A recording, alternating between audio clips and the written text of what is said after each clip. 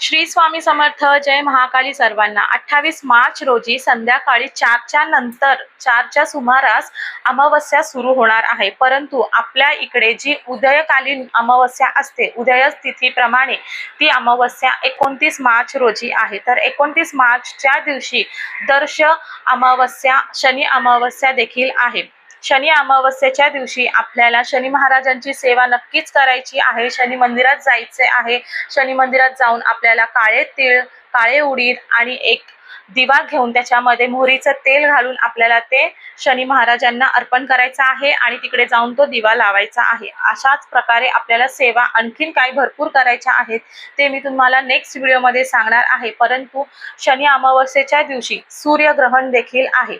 अमावस्येच्या दिवशी सूर्यग्रहण असते आणि पौर्णिमेच्या दिवशी चंद्रग्रहण असते.